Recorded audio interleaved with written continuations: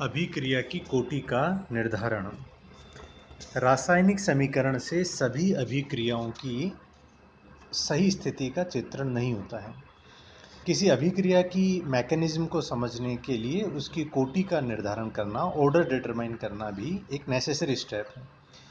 Order of reaction ज्ञात करने की कई विधियां हैं, परंतु एक पर्टिकुलर अभिक्रिया के लिए एक पर्टिकुलर विधि ही ज़्यादा उपयुक्त होती है। उनमें से हम कुछ विधियां देखते हैं। पहली विधि है इंटीग्रेशन मेथड, या इसको हम हिट एंड ट्रायल मेथड भी कहते हैं। समाकलन विधि में समय समय पर एक अभिकारक या उत्पाद की सांद्रता का विश्लेषण करके अभिक्रिया की प्रगति का अध्ययन करते हैं और प्राप्त मानों को फर्स्ट ऑर्डर, सेकेंड ऑर्डर या थर्ड ऑर्डर की अभिक्रियाओं के समाकलित वेग समीकरण में टी, ए और एक्स के मान सब्स्टिट्यूट करके यह ज्ञात कर लेते हैं कि कौन से वेग समीकरण में के का संतोषजनक स्थिर मान प्राप्त होता है। जिस समीकरण में रखने पर के का स्थिर मान प्राप्त हो, वही समीकरण अभिक्रिया की कोटि निर्धारित करती है। यह हिट एंड ट्रायल विधि है। यदि कोई भी व्यंजक स्थिर मान नहीं देता है तो समझना चाहिए कि अभिक्रिया जटिल है। जैसे हम एक उदाहरण से इसे समझते हैं। अमोनियम साइनेट NH4CnO का यूरिया में परिवर्तन का अध्ययन वाकर और हम्बेलो ने किया और उसके लिए निम्न प्रकार से आंकड़े प्राप्त हुए। जैसा दे रखा है, भिन्न भिन्न समय पर 0 मिनट, 45 मिनट, 72 मिनट, 157 मिनट, 312 और 600 मिनट के पश्चात अपरिवर्तित NH4CnO की मात्रा ज्ञात की गई। आरंभ में 0.0926 मोल थे और जैसे जैसे समय व्यतीत हो गया, हम देख रहे हैं 45-72 मिनट के बाद अपरिवर्तित NH4CnO की मात्रा क्रमशः कम होती जा रही है, अर्थात यह विघटित होता जा रहा है यूरिया में। इन आंकड़ों के आधार पर, जैसा कि सारणी में दिया हुआ है, भिन्न भिन्न समय अंतराल पर 45, 72, 157, 312 और 600 मिनट के पश्चात x और a माइनस एक्स के मान हमने गणना करके प्रथम कोटि के समाकलित वेग समीकरण और द्वितीय कोटि के समाकलित वेग समीकरण में ये मान रखने पर K1 और K2 के मान हमने ज्ञात किए। सारणी में देखने पर हम पाते हैं कि भिन्न भिन्न समयों पर ये मान रखने पर K1 के मान तो स्थिर नहीं प्राप्त हो रहे, बल्कि K1 का मान क्रमशः डिक्रीजिंग, घटता हुआ आ रहा है, जबकि K2 का मान भिन्न भिन्न समयों पर ये मान रखने पर भी K2 का मान लगभग स्थिर प्राप्त होता है। इससे स्पष्ट है कि अमोनियम साइनेट का यूरिया में विघटन प्रथम कोटि की नहीं बल्कि द्वितीय कोटि की अभिक्रिया है। और उपरोक्त सारणी से हम यह भी एक स्पष्ट कर सकते हैं कि अगर प्रथम कोटि के लिए K1 के मान स्थिर नहीं आए बल्कि समय के साथ बढ़ते हुए प्राप्त हों, समय के बढ़ने के साथ निरंतर कम हो रहे हों, तो यह इंडिकेट करता है कि अभिक्रिया की कोटि 1 से अधिक है।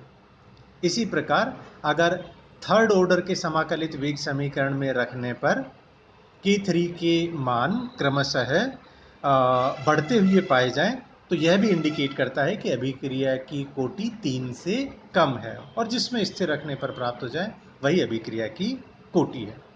तो यह तो अभिक्रिया की कोटि निर्धारित करने का हिट एंड ट्रायल मेथड हुआ। और दूसरा जो मेथड है उसे हम कहते हैं ग्राफिकल मेथड। ग्राफ की सहायता से हम अभिक्रिया की कोटि निर्धारित कर सकते हैं। हम जानते हैं कि फर्स्ट ऑर्डर रिएक्शन के लिए समाकलित वेग समीकरण K1 = 2.303/T log A/A minus x. Second order के लिए वेग स्थिरांक K2 = 1/T 1/A minus x minus 1/A। और थर्ड ऑर्डर के लिए K3 = 1/2T 1/A minus x whole square minus 1/A²। इन तीनों समीकरणों से स्पष्ट है कि अभिक्रिया की कोटि का निर्धारण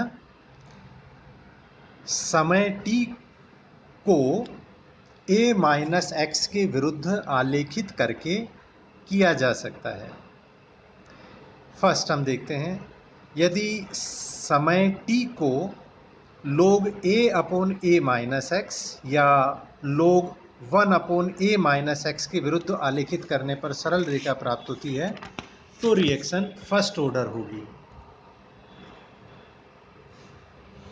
पर जैसा सेकेंड इक्वेशन में हम देख पा रहे थे, सेकेंड इक्वेशन से अगर t को, समय को 1/a माइनस एक्स या 1/a minus x minus 1/a के विरुद्ध आलेखित करने पर सरल रेखा प्राप्त होती है, तो यह प्रकट करता है कि अभिक्रिया सेकेंड ऑर्डर की। इसी प्रकार भिन्न भिन्न समय अंतराल के ऊपर हम 1/a minus x whole square के मानों को या 1/a minus x whole square minus 1/a square को आलेखित करें और सरल रेखा प्राप्त हो, तो यह इंगित करता है कि अभिक्रिया थर्ड ऑर्डर की है, तृतीय कोटि की अभिक्रिया है।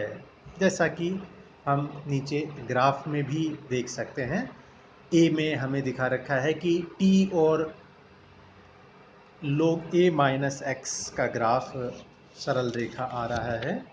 तो एक और पद्धति आलेखी विधि से भी हम अभिक्रिया की कोटि का निर्धारण कर सकते हैं। हम जानते हैं कि अगर कोई nth ऑर्डर की अभिक्रिया है तो उसके लिए अवकलित वेग समीकरण, अभिक्रिया का वेग dx/dt will be proportional to a minus x to the power n, जहाँ पर कि n अभिक्रिया की कोटि है। प्रोपोर्शनलिटी हम हटाएंगे तो वेग स्थिरांक आ जाएगा kn, इसलिए dx/dt is equal to kn a minus x to the power n। समीकरण के दोनों तरफ log लेने पर log dx/dt is equal to log kn plus n log a minus x. log dx/dt is equal to n log a minus x plus log kn। स्पष्ट है कि यह समीकरण y is equal to mx plus c के समान ही है, जिसमें log dx/dt के मान को log a माइनस एक्स के विरुद्ध आलेखित करने पर सरल रेखा प्राप्त होगी, जिसका स्लोप, ढाल n के बराबर होगा, जहाँ पर कि n अभिक्रिया की कोटि है। इसलिए किसी भी अभिक्रिया के लिए log dx/dt अर्थात अभिक्रिया का वेग dx/dt के log के मान को log a माइनस एक्स के विरुद्ध आलेखित करते हैं, सरल रेखा प्राप्त होगी। इस सरल रेखा का ढाल ज्ञात कर लेते हैं। इस सरल रेखा का जितना ढाल होगा वही अभिक्रिया की कोटि होगी। यह आलेखी विधि है अभिक्रिया का ऑर्डर ज्ञात करने के लिए।